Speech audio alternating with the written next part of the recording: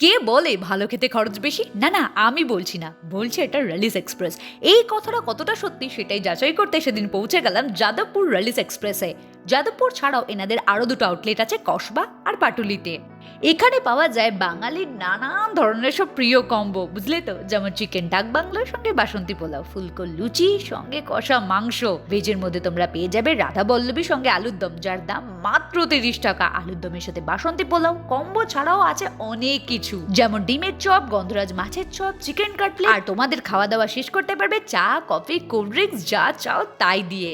দাঁড়াও দাঁড়াও, এত কিছু শুনে জিভে জল চলে এলো না? মুখের জলটা মোছো, কারণ আমি কি কি নিয়েছি সেটা শুনতে হবে তো।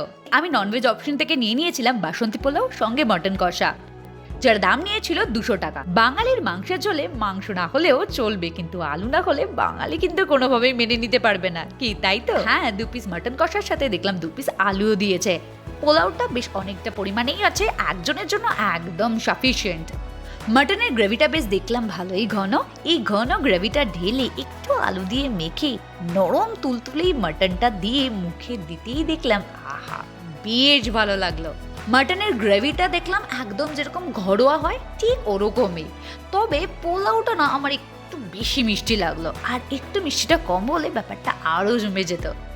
4 পিস লুচি দিয়ে এই ছোলার ডালের দাম নিয়েছিল 60 টাকা। লুচি সাইজগুলো দেখলাম বেশ বড় বড়, আর ছোলার ডালটাও খুব ঘন, আর তার মধ্যে রয়েছে ভাজা নারকেল কুচি। নরম লুচিটা ছিঁড়ে এই ঘন ছোলার ডালটা মুখে দিতেই দেখলাম আহা, মাঝে মাঝে যে এই নারকেল কুচির ক্রাঞ্চটা পড়ছে না, ব্যাপারটা আরো জমে যাচ্ছে। হ্যাঁ, এবার কিন্তু মেনে নিতেই হবে যে ভালো খেতে খরচ কিন্তু বেশি নয়। চলো আজ তবে যাই। ভিডিওটা যদি ভালো লাগে একটা লাইক ডেফিনেটলি করো, আর চ্যানেলটাকে সাবস্ক্রাইব করতে ভুলো না। বাই।